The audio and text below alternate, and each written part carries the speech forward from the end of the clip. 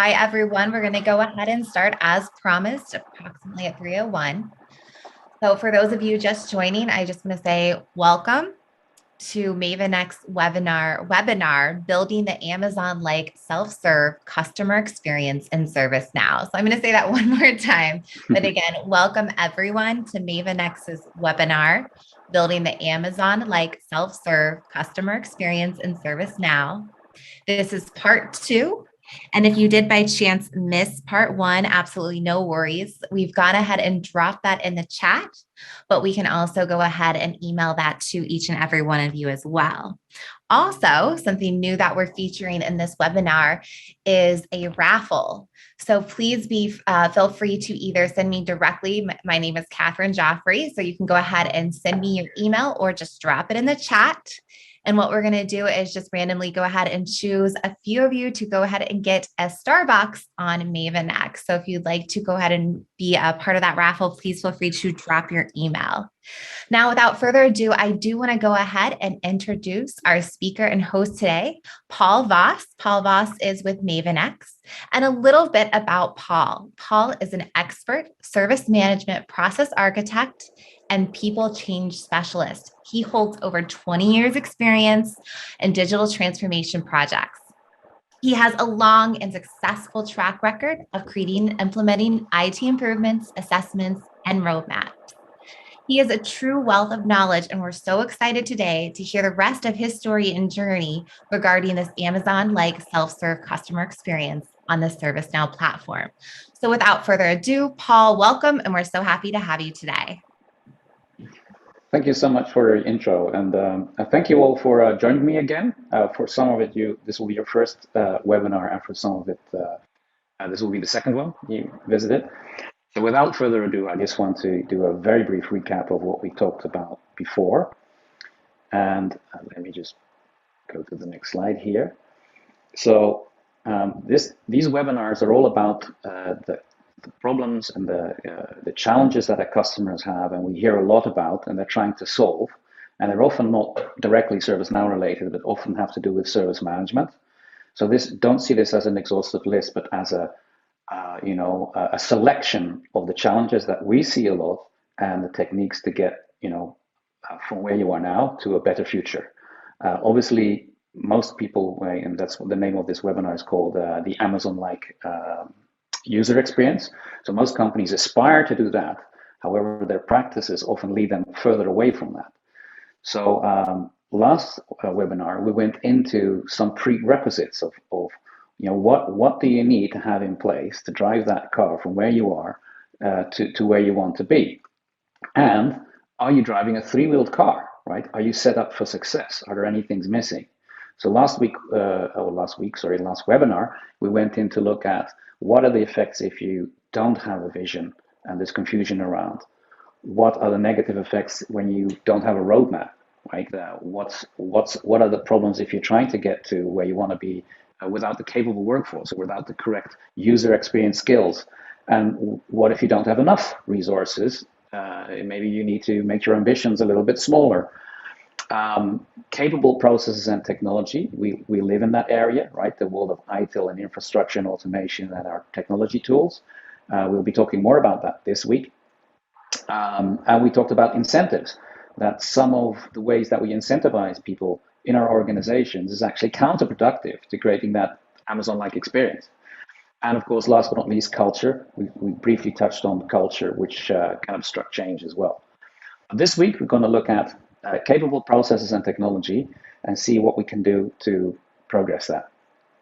Now, for the people who weren't here last time, I just want to set the stage a little bit on a high level of what's happening in the industry. And I'm going to look at it at a slightly different lens than we normally look at things. So what I'm seeing here, what I'm showing here is we have it's called technology and projects to people and products. And that's a theme that lots of IT organizations, old school IT organizations, or some organizations, they define themselves as, I'll call it glorified technology procurement office for the business, right? They live in the worlds of, hey, business, what technology do you need? Okay, let's initiate a project and get you your Lego blocks for which you build your business services from. However, the future of IT, and this is according to Gartner and other, the Agile and DevOps all kind of like point to this, the future of IT value delivery comes from products and people. Now, quickly going into what that means, when we talk about a product, and we talk about a continuous, if you have using Agile to manage a project, you're continuously enhancing your user experience, and you're in directly contact with your customers, and your project is infinite, right? Your project never stops. So it's a different way of approaching that, and it means different ways of thinking. It means a different way of, well, not project management, but product management, and that's where the industry is going. Now you can say like, okay, well, that's all nice, but what does that mean to me, right? So I'll show you here, take you through a story, which is a fictitious story here of with fictitious data points. But what we do see a lot in out there in the industry of challenges and what is causing them and what the problems are. And then later in this webinar, we'll dissect them and see like what can we do to actually remedy them. So what we're looking at here. First, we see a project organization, and you see, that huge spike over there in the red. That's project expenditure. That's your capex, and then the red line here, lower on, is your opex. So these are projects, and this is the run and build and change business. So we also see real customer satisfaction. That's that blue bar on there. And real satisfaction is something that I think is different than the returns that you get from a ServiceNow survey or a BMC survey or any surveying you're doing right there. And I'll go into that because we're going to go into surveying the survey later on in this webinar.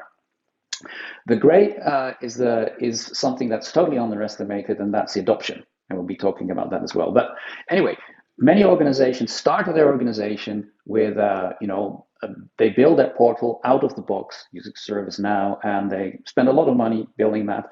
And the project resources might be internal, they might be external, but they build and they go away. And what you see then is that people start adopting the portal. You'll also see that real satisfaction is increasing because everything on the portal is new and it's just been built and it's nice and fresh and evergreen. Sooner or later, what's going to happen, and what happens a lot, is that the knowledge articles that have been published on there, the categories have not been kept up to date because there aren't any roles defined around that, and people start complaining about things like, my knowledge is out of date. I followed these instructions to reconfigure this printer, and they were wrong. Why doesn't this form on my request form actually know who I am? Why do I have to fill out all this extra information that the system already might know? So we see that people start to grumbling, and it doesn't per se have to impact your adoption just yet, because some people just learn to live with it, right? What also starts happening in the journey for ServiceNow is that if you, for instance, have 10 developers, is that the more and more enhancements you do, the more and more time your developers spend in troubleshooting the old development, and the less time they have for doing new development. So your capacity of building new stuff for your customers fast, it starts to diminish over time. And that's something that a lot of our customers are struggling with.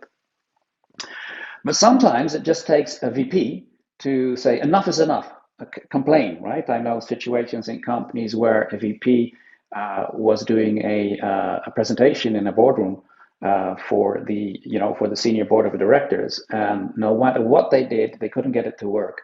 They had instructions in the meeting room saying, call this number. The number didn't pick up, and there's a knowledge article say, please do this to troubleshoot the meeting room tech, and they did that, and it was worse. So big escalation, and that gave rise to a next project. Right, the next project is, hey, clean up our self-serve catalog, right? Clean it up and make sure that everything is up to date again. And again, we see a project, and knowledge and notifications and form cleanups are done. And a lot of this stuff is indiscriminate. A lot of these projects just say, like, every article in a knowledge base needs to be up to date, regardless if anybody is using that knowledge or what part of that knowledge is being used, right? Or all forms need to be changed this way, without actually knowing to what extent that's going to influence the employee satisfaction in any way, right? So then we go into the portal enters the Frankenstein phase, and that I'm coining that term, but that's just a pedantic way of saying that. And this is where the desire for many organizations to go back out of the box starts appearing, right? Remember the day when we just had that ever-fresh, evergreen portal and everything was new and fresh and everybody liked it? Well, now, if you look at the portal, we see, and any catalog item that's being created might look entirely different than the others, right? The submit buttons might be on the right-hand side, and the next one it might be on the left-hand side. One knowledge article is written in this cryptic IT speech that nobody employee understands, and the other article is very well written. So human beings react very unhappy to inconsistencies. So what we see is that a lot of potential adoption that could have been there will not happen there because adoption has flatlined by now, because the people who are using it now have just learned to live with the quirks of that, but we're not getting any new adoption in here. What then could happen is, we have a second time that a VP complains and said, well, what have you guys been doing? We're spending a lot of money on this, and we're still not getting it right.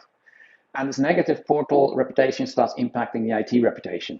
Right? People in the business start telling their boss, and it starts becoming something that is discussed at the CIO level. And then in lots of organizations, people are saying, yeah, well, it must be ServiceNow that's not working, so let's explore new tools. And you probably recognize what the risk is there. So in a nutshell, maybe all of this resonates with you in your organization, maybe some of it, maybe none of this. In any case, we'd love to hear more about you if you have something to share in your own journey and things to add or just things to confirm. And maybe we could use the chat for that, obviously. But if you have such things, we'd be happy to talk to you after this session, because that's what we learn from our customers, right? And that's what we're here to do here and help you. So that's a little bit about some problems that we see a lot. So what we really are looking at is that we have to start thinking not as much in doing just projects, but to build an employee self-serve experience management capability. If our resources are called call center agents, right? Is that a resource that you can use to, improve an experience? Do you have such an org chart, or do you need such an org chart? And that's where a lot of organizations who say, we want the Amazon experience, but we don't want to have the employee management part of that, right? So there's a mismatch to think about.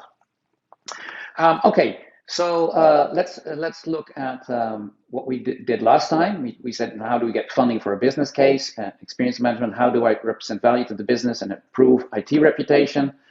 Sorry, we didn't do this last time. We're going to do this time.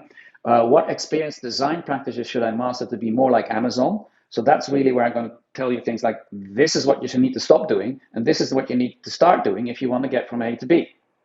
And to be quite honest, I wanted to do all of this in this session. I promised that in webinar 1, but we won't have time to go through these other 3 sessions. So later on, I'm going to ask you what topics you want to hear more about in your journey.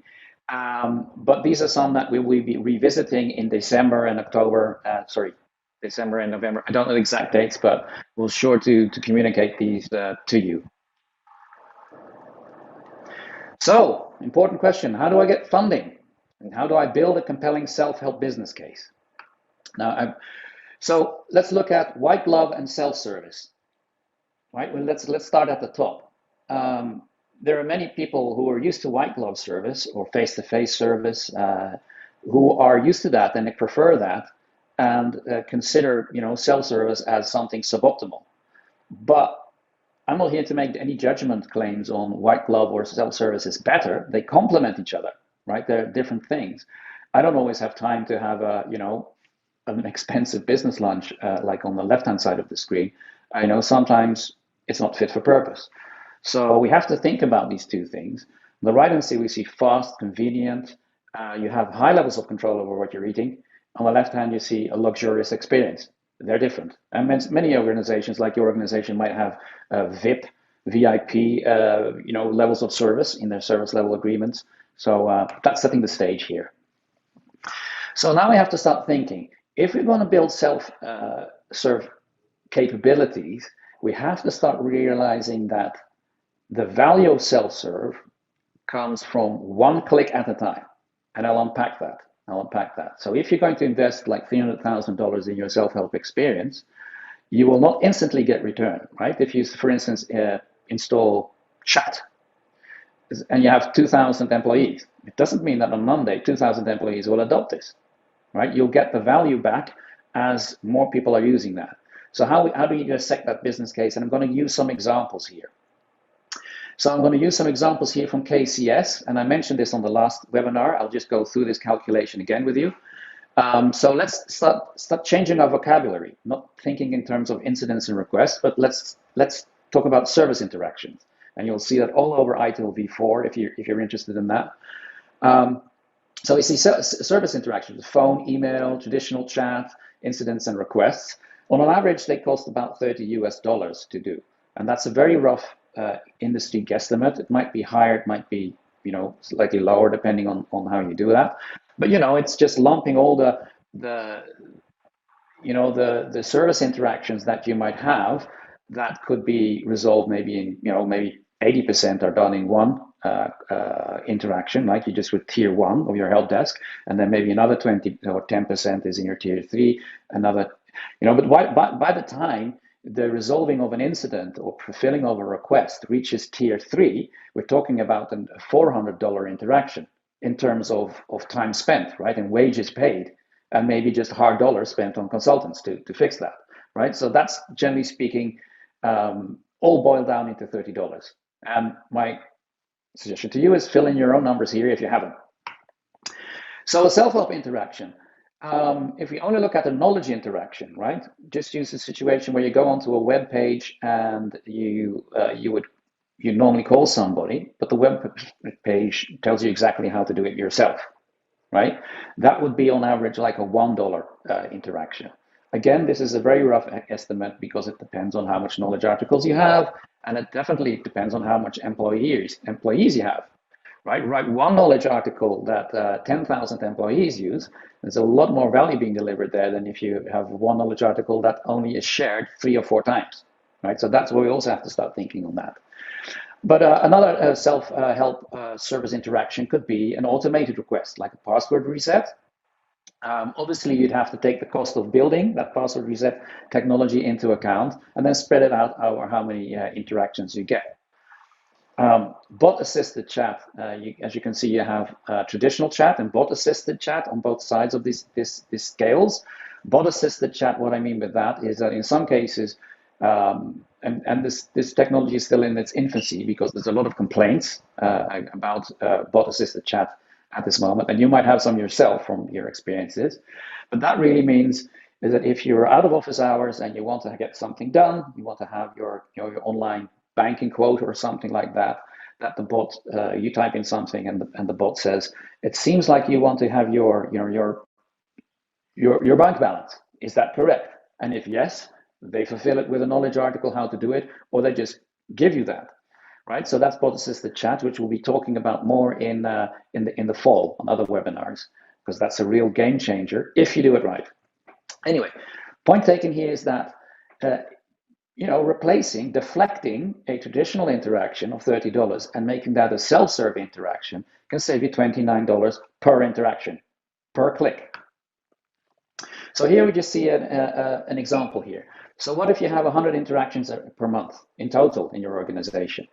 And in year 1, you manage to deflect 10% of those from good old phone interactions to knowledge interactions or something automated, right? That's 100 times 25. You're talking about $34,000 or $35,000, right?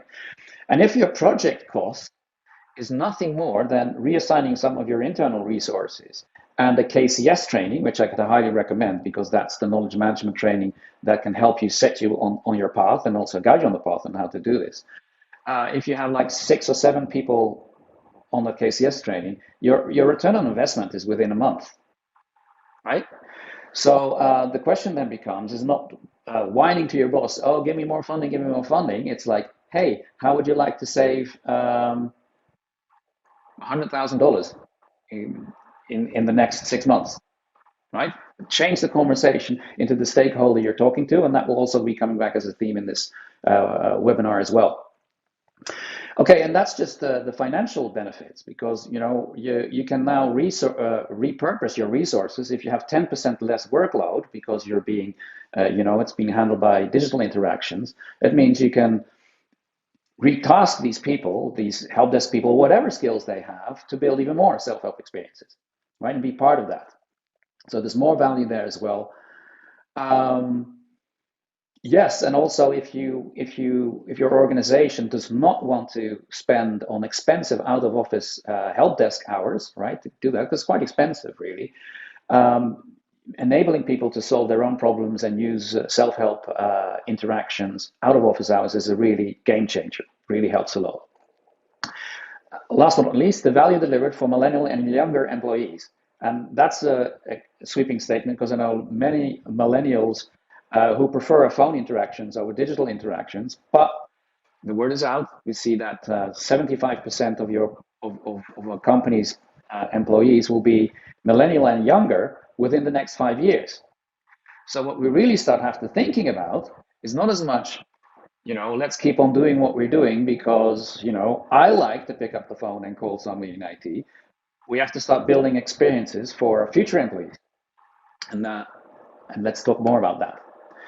So that's just the business case. Fill in your own numbers. If you have a trouble with this, call us. I've experience with this. We've done this before in organizations, so we might give you some pointers to help you fund your initiatives for improvement. Okay, so present value in a way that appeals to the business. And I'm saying this because what we normally do is we are using old metrics, internal metrics, to send metrics to our CIO or our CTO, right? So our metrics are trying to appeal not to employees or customers, they're trying to appeal to IT people. And I'll unpack that for you in a second. And are we also doing it in the wrong format, right? Just ask yourself how many people in your IT organization are sending reports to other people. Are they ever read? If not, right, then you need to change the language there. And let's have a look at how that works. Okay, so let's think about one of the first steps that I advise you to do on your journey, right? You're moving from where you are now to a future with more self-serve. What kind of things do you need to track?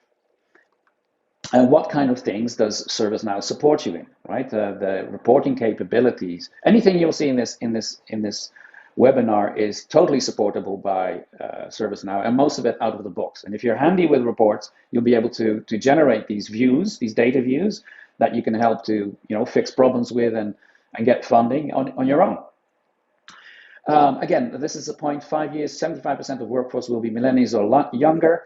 Lots of organizations are switching to, you can't see this here, but a phone-first interaction. We see more and more people doing their business in the phone. In fact, in Asia, they're way ahead of the curve there. Most interactions are people just doing work from phones as well. And they want to be able to log incidents, tickets, requests, ask questions, do business from their phone 24/7. But I'm sure that most of you already realize this. So I also have to think about the impact of COVID. A lot of organizations, and yours might be one of them, are struggling with being able to continue a business process of your organization, but everybody's working from home, right? And when you're working from home, the good old interaction of walking over to your IT guy, patting them on the back and saying, "Hey, Bob, can you help me out with this? Because every time I have a problem with IT, I walk over to you." That's gone. That's gone, right? And the question should be like, should we even encouraging that, or should we even want to return to that situation when you go back to the office eventually, or because those are very expensive interactions who most likely could be replaced by self-help interactions. And also, a lot of organizations are looking for talent across the globe and not nationally anymore. And when you work in other time zones, again, do you extend your service desk hours across the globe, or do you build a very strong self-help capability, an Amazon-like experience, so it doesn't matter in what time zone you are? Okay, so I'm going to talk about self-help interaction trending against traditional service interaction. So it's all about comparing the correct data points. I'm going to talk about CSAT trending against traditional interaction trending. So we're going to compare those, and we're going to look at the ratio of self-help interactions to traditional service interactions. Now, why? Well, these are your traditional service interactions, your phone interactions, and you can do a certain finite amount of these interactions because you've only got so many resources. Then you might have like a fraction of that might be your self-help interactions. Maybe you have your access requests already automated, maybe not. Maybe your knowledge is pretty good, but nobody knows of its existence, right? So maybe that's limited. And there's this huge group of unfulfilled demand for service interactions. There's a lot of people in your business trying to solve problems, and they could have benefited by a knowledge article or by a request, but you don't know of its existence because you just do what the departments do, right? And because we know what the departments do, because your boss tells you, right? So there's this huge untapped place where you can go, where you can considerably increase the amount of self-help interactions. So what you will see is if you do self-help right and on your journey, and again, this is confirmed by KCS and the science behind that and use cases, you name it. Check out the website for KCS, knowledge-centered service, and you'll see a lot more about this. Generally speaking, the total volume of interactions can seriously go up because people use things more the more they like them. And you will see that a lot of people now in your organization, and I've done this myself, I've actually spoken to them time and time again, say, yeah, self-help is not for me, I'm not going to do it. I'm either going to Google. If I can't Google it, I'm not even going to ask support because, I tried this twice and they didn't pick up the phone and I'm done, right? So there's this huge market of things that you can help customers with that you don't know of. And somewhere on your journey, you have to start tapping into that. Now here we see traditional service interactions actually going down a bit. But in practice, what you want to end up with is more the difficult stuff done in your traditional service interactions and your more complex stuff done by self-help. And your journey is there, and you need to eat that elephant. Remember from webinar 1, you need to eat it in bite-sized chunks. So what's the problem with traditional KPIs? A lot of organizations have this.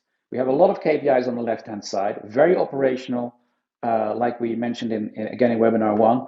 We see employee experience KPIs. Often, everything that IT has to go on is either your incident or request surveys, and people might not be filling that out due to survey fatigue, and some complaints and comments, right? So it seems to me that do you know about how findable your self-help is? Do you know how easy your forms are to use? Do you know what is not on the portal, but would an employee actually like? Is there a support channel preference, right? What is that? Can we just agree that our KPIs for internal metrics are over-engineered against our self-help metrics? And this is where the value is delivered. So my call to you is look at your KPI set and modernize it.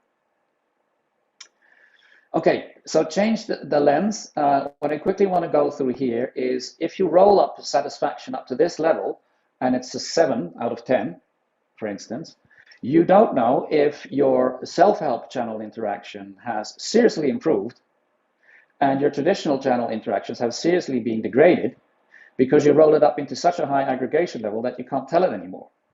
So if you really want to keep track of how are these going to each other, because they're competing with each other in a way, aren't they? Right? What can we do to get self-help channel interactions satisfaction higher than traditional interaction? Because if it's not higher than your traditional interactions, people won't use it. Right? So that's a new way of looking at this.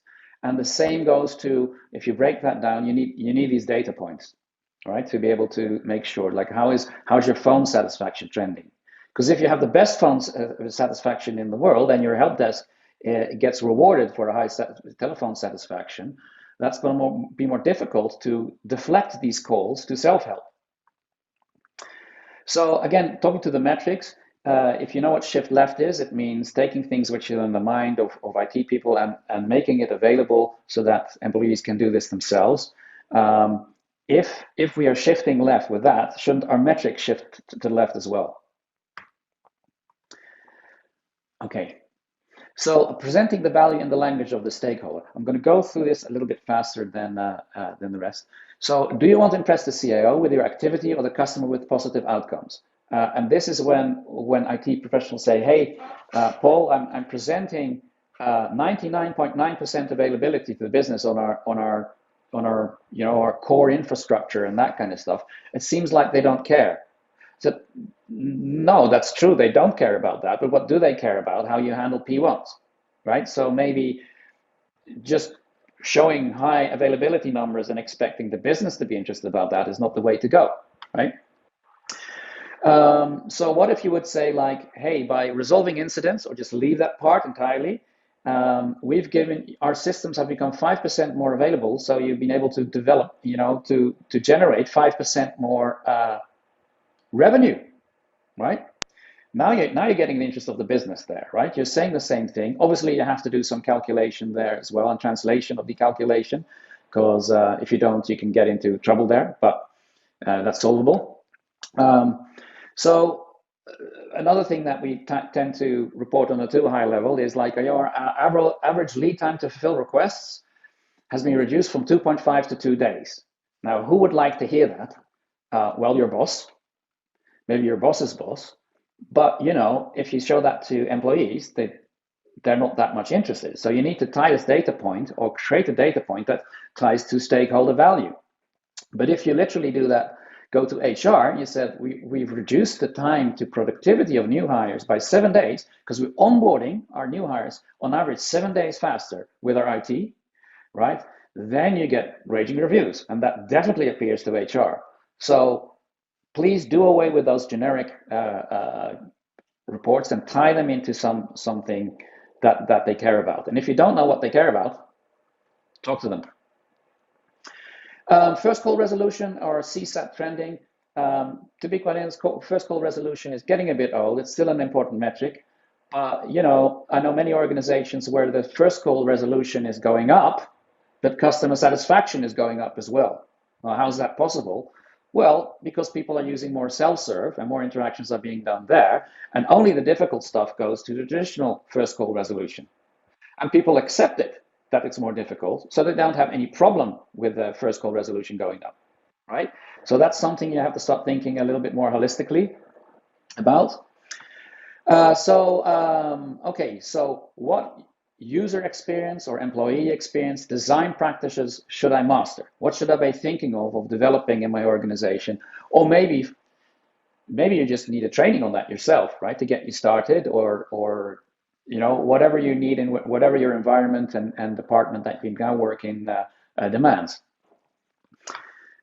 So I'm going to tell you some very high-level things that come back in all these design things, and this is something to do with feedback loops. If you don't know what those are, you see them a lot in DevOps, Lean, and ITIL v4. They're all about feedback loop. But generally speaking, it's about this, right? We see these chefs in the kitchen, and we need a bigger oven. No, we need sharper knives. And the customer is, can I have a glass of water, please? Right? There's unmet demand there for IT, which IT doesn't know about because they're not even engaging with the employees.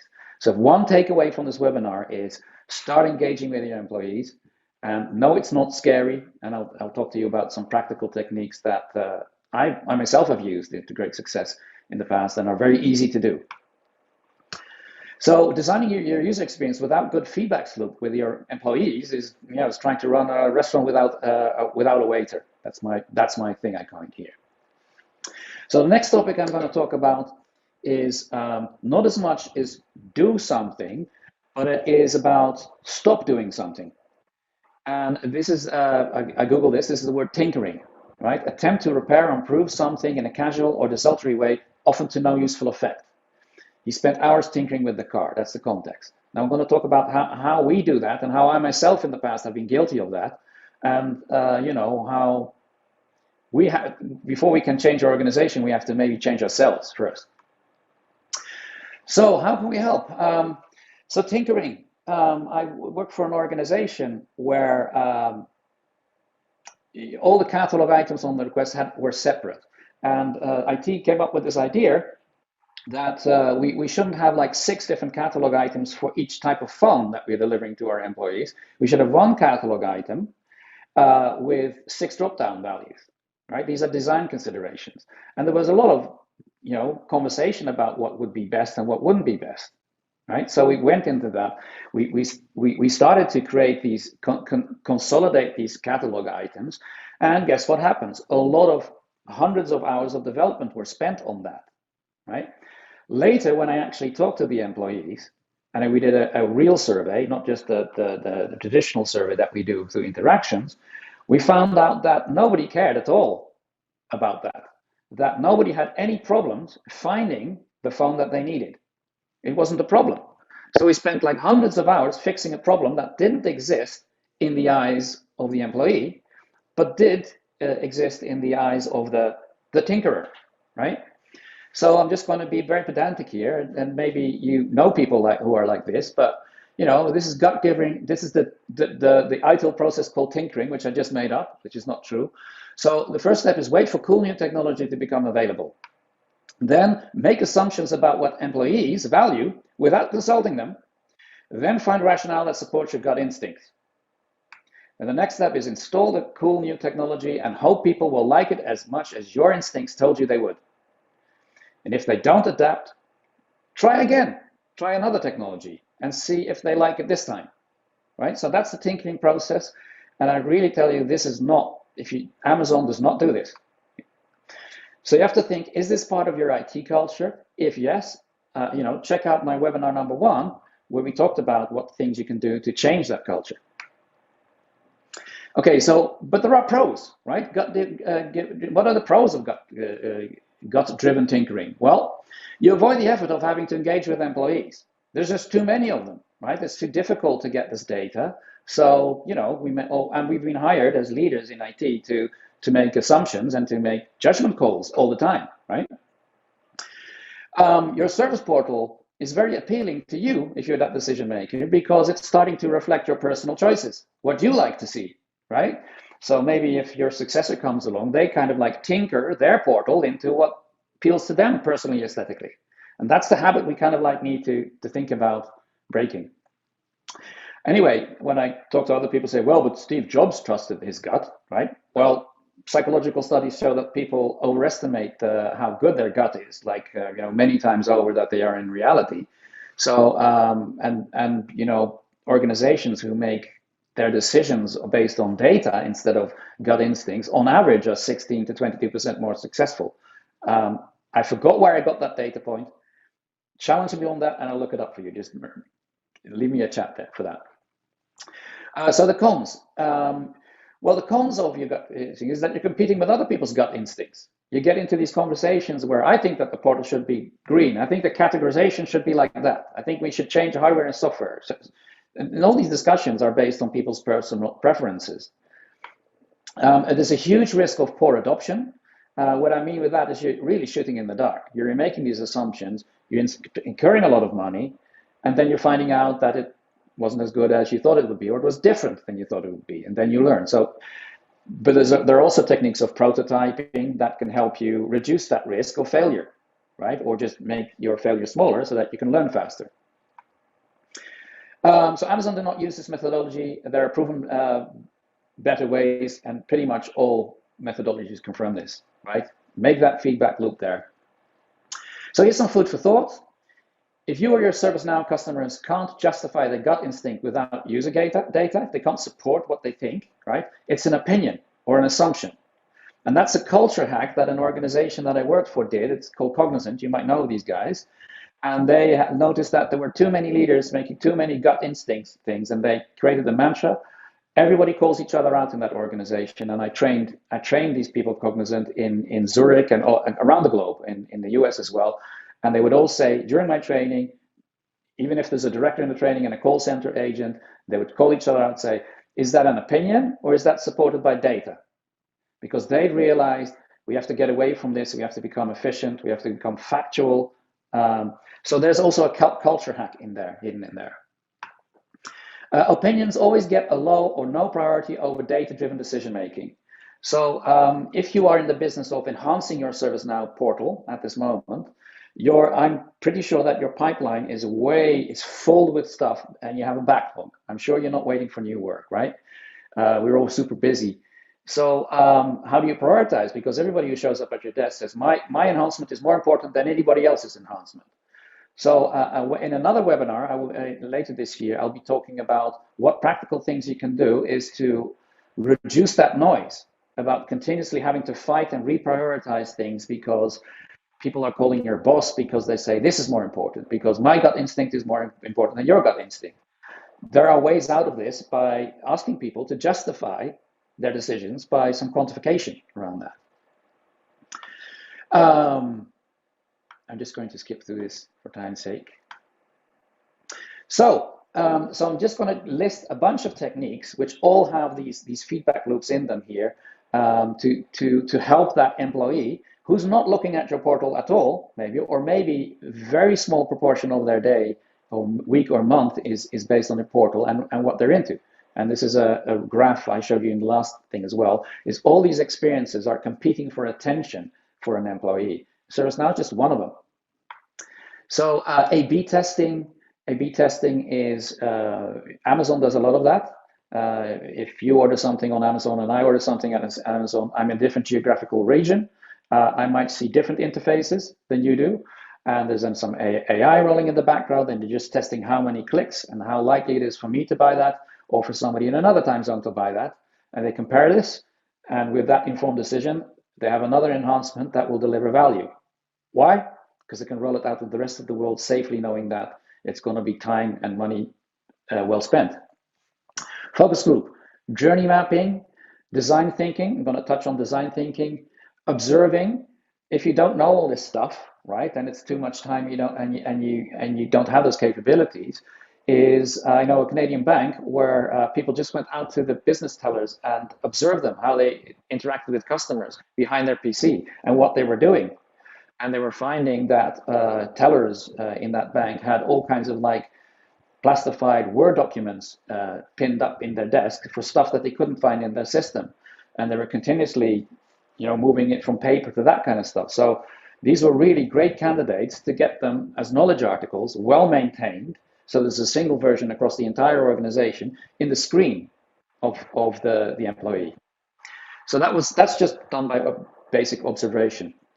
For people who know Lean, this doesn't sound too strange. Lean, the whole process of Lean IT is about improving things. It's also about collaborating with communications. You might not know that because you're an IT person in heart, but communications is speaking to employees all the time, and they're hearing things. Tap into that, reuse that knowledge. You'll be astounded by how much you can learn about your employees through communications. So qualitative experience surveying, going to talk about that on the next slide. And we have incident request interaction surveying. And the last one is something that most of our customers do, and that's just 1 in 3 or 1 in 5 or a certain frequency.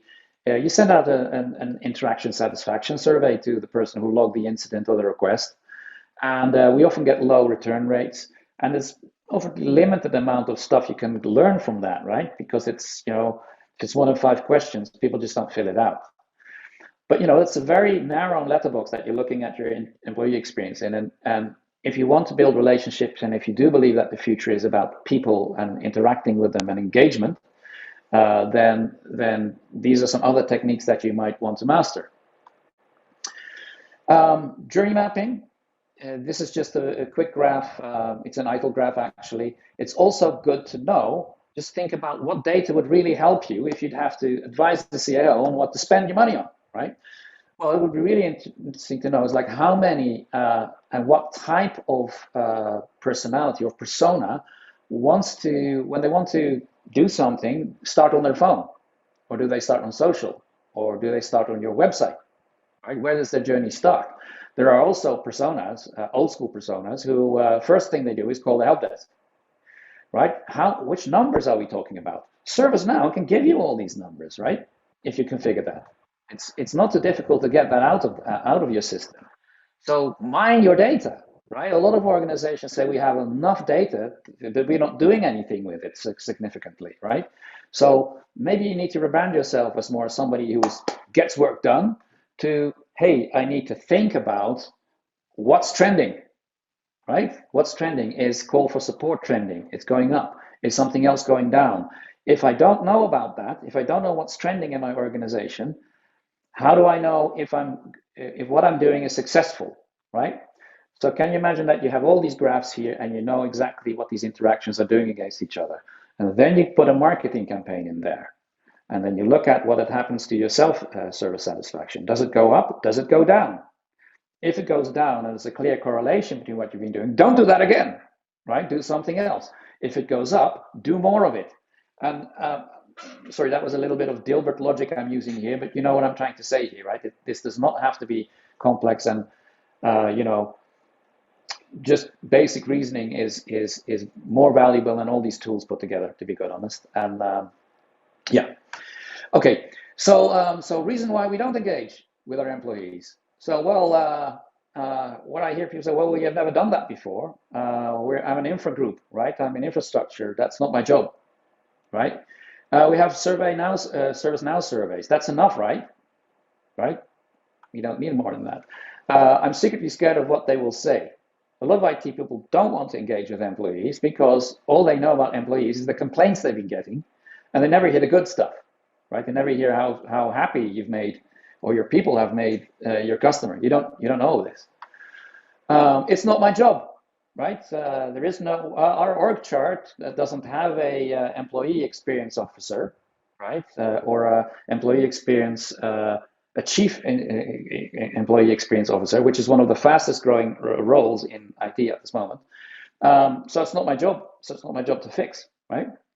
I don't have time for that because I'm too busy doing stuff to think about what I'm doing.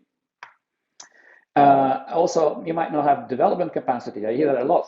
If I start talking to customers and they start submitting all these enhancements, I don't really have the development capacity to handle that level of change, right? All of these, I'm not calling them excuses, but all of these reasons why you're not handling is not going to bring you any closer to your Amazon-like experience. And in fact, you're going to fall further behind. So my challenge to you, if this is your reality, is the mold that you're in, is it broken, right? Can you actually make up for that lost experience, as it were, if you are using the same vision, resources, capabilities, and that kind of technologies to do that? So that's my call to action here. Now, a lot of words, blah, blah, blah, employee experience, blah, blah, blah, blah, blah. And here's what you can do in 2 business days, because this is not as difficult as it sounds.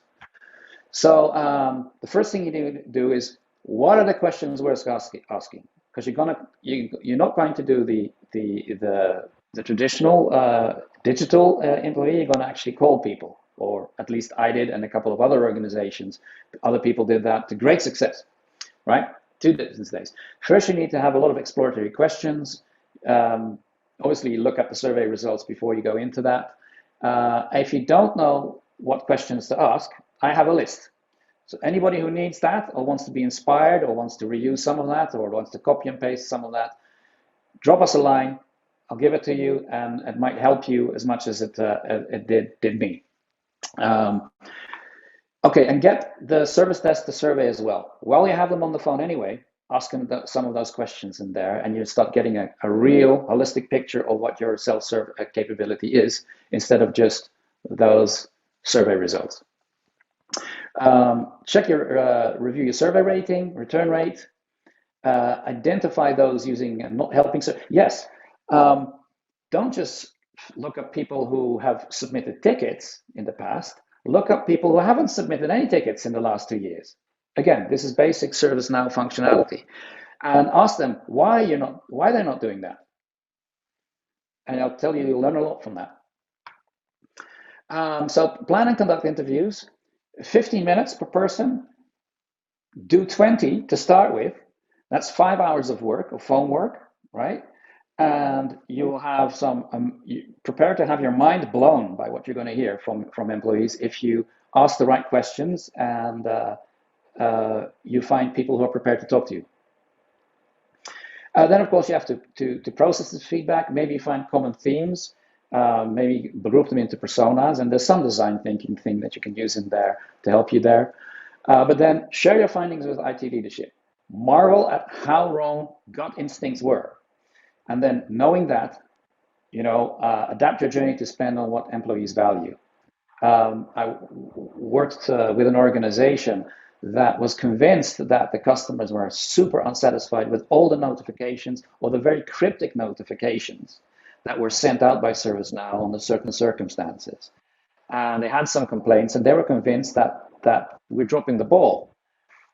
I did a survey with 20 people, and I asked them, and do you have any problem with notifications?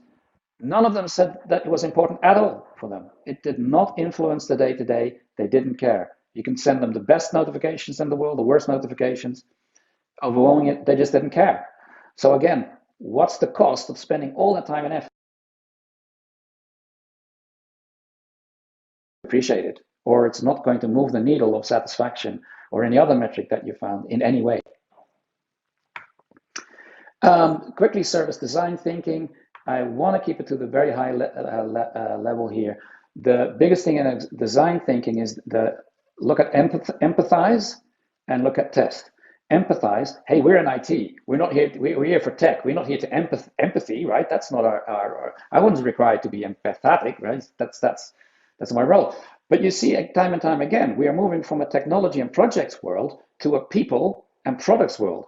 So we have to know what the frustrations are, because frustrated people have a poor experience, which leads to low satisfaction, which leads to low job satisfaction, which leads to high churn, which is a huge problem for most organizations on the strategic level, right? So empathic. And the thing which I want to take away with service design thinking, and you can also apply this to internal IT. If you have a group of people who find it really difficult to fulfill certain types of requests, have them make an emotional statement of what it's doing to them, because your success metric is not when the tool has been configured. Your success metric is when that unhappy feeling has changed into a happy feeling, and that people feel happy now and they used to not. And that's really scary for us in IT. That's something that we normally shy away from. Design thinking has all kinds of tools to take you through that. And again, as I said, gather feedback from real users, interview them. It's just more than just doing the UAT with their team leader, right? So design thinking, what are the pros and cons of design thinking? Well, reduce the waste and risk of spending on that which does not add any value, right? And that's bigger than you think. Improved employee engagement and satisfaction. You have your improved relationship with the business. Happy employees tell their boss. This is really true. The reputation of IT is seriously positively and negatively impacted by poor employee experience. The cons. Your org chart is traditional. Maybe it's ITIL-centric. Maybe it's all designed for columns, and you don't really have a focal point, or nobody is responsible for that employee experience. So it falls between the cracks of all our ITIL processes and our organization. So you might want to think about how DevOps makes developers and infrastructure work better together. Maybe you need, I'm making this up, employee ops, right? Where you build a feedback loop between the employee and your organization. And what would that look like in terms of collaboration? Again, another cons is that there might not be enough leadership awareness and sponsorship. A lot of our leadership, myself, we've grown up in a different era where we lived for projects and technology and that kind of stuff, and making people from unhappy employees to happy employees has never been part of our job description or our education, right? So we might not fully realize how important this is. Again, not having people with the right experience, management, and design skills. I guess we touched on that before. So a lot of stuff to take in here. We've gone through these topics here. And I'm sorry I went a bit fast at the end, but again, there's a lot of goodness to put in here. So next time in the autumn, we can be talking about how do I meet increasing demand, right? We touched on that today. Is like a lot of organizations are buckling. They just don't have enough ServiceNow developers to actually deal with their demand, right? And there's a ways of solving that. It's just by having somebody else develop on your part as well. But it's also all to do about prioritization. A lot of it has to do with, like, should we be doing this enhancement in the first place? If it's clear that it's just based on somebody's opinion and somebody's gut instinct, maybe we shouldn't prioritize that as high as somebody who did their homework and they actually said, we'll be able to deflect 10,000 interactions per month if we spend $30,000 on this enhancement, right? So that's the story there. How can I better understand the employees' wants and needs through data analysis and AI? Very interesting topic. All of our customers are struggling with incident and requests separations and poor data quality. And oh my God, what I have to understand my customer. I have to weed through hundreds of tickets to find out what my customer needs are. No, it doesn't have to be that bad. There are AI out there and products out there can do a really good job of just analyzing all your tickets you've ever had, analyzing normal human language, right, and translating like, hey, I think my printer is on the fritz, to an intent saying like printer broken, or something like Oracle doesn't work on my laptop, to need access to Oracle. Right, and with that analysis, that AI analysis, you'll be able to create like a screen of like, okay, this is where we have no solutions to what our employees are asking us in tickets at all, and this is where we're over engineering. This is we're spending all our money on stuff that's already like a 9 out of 10, and we're spending no money on that which is 2 out of 10, and that's where ticket and AI analysis can also help you. Then how do I organize resources to build a practice that balances oversight with flexibility? So we've been talking about this a little bit, but nobody likes governance. A lot of people hate the good old-fashioned or the bad old-fashioned ITIL process, where you have process managers looking over your shoulder, checking on your numbers all the time, right? Should we tie ourselves up in a bureaucracy there? Or what kind of level of controls do we need? And how do we solve the problems that come from not controlling things enough? So that's about that. In the first webinar, we also saw a number of people on the survey mention that they wanted to know more about organizational change in IT projects. Again, if you want to learn more about that, please add that to our chat meeting or drop us a line after this webinar, and that will be great, because we want to help you solve your problems and not just talk about what we think important. We want to work on what you think is important. So, in conclusion, hack your culture. Change your vocabulary. It's all about the voice of the customers. It's all about how can we do adoption, right? It's about adoption, more self-help interactions. Change your mission from doing a lot of support work, right? Look at all the tickets I've done, to how much service interactions has my team enabled, right? Through knowledge sharing or through automation. Stop tinkering. Please do, if you have that need to tinker, right? Prioritize data-driven decision-making. And I know this is really tough. I found it very difficult to stop tinkering myself in some situations. But yeah, it will give you rewards. And build a permanent relationship with the employees. Become the voice of the customer. Don't build a temporary one just when you're doing a project, and then once the project is end, things start rotting on the vine again, right? Start getting out of date, that kind of stuff. Keep things evergreen. And if you can't handle it all, reduce your scope, so that what you are doing is remaining evergreen, instead of like that you're trying to boil the ocean and never getting there. Don't bite off more than you can chew, and be patient. It takes a lot of time to turn an oil tanker. I think that's, I'm not sure where that saying, I got that saying from, but it starts with conversations, and it starts with building relationships with people you might not have contact before. Starts talking about communication, starts talking about employee wants and needs. It starts talking about what aren't we doing that an employee would really value, right? Those things. Invest in user experience skills and build relationships with service level management, incident management, problem management, and request and communications. They're all somewhere in the business of providing an employee experience, right? Your developers are all.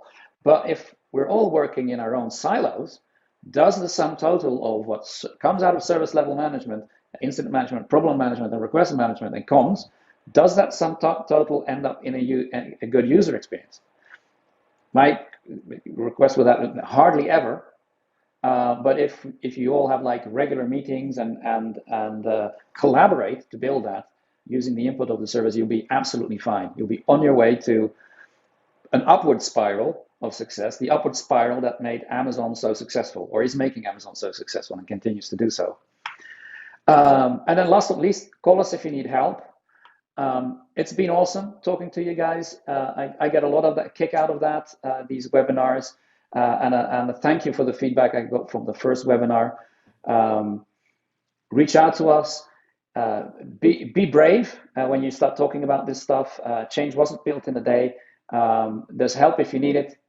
Good luck. And thank you for joining us. Thank you, everyone. And thank you so much, Paul. And we appreciate each and every single person joining us today. Just so you know, we will go ahead and have the copy of this out to each and every one of you. And again, we look forward to you joining future Maven X webinars with Paul Vos and the Maven X team. And just a reminder that Maven X is your premier ServiceNow partner. Thanks so much, everyone, and have a great day.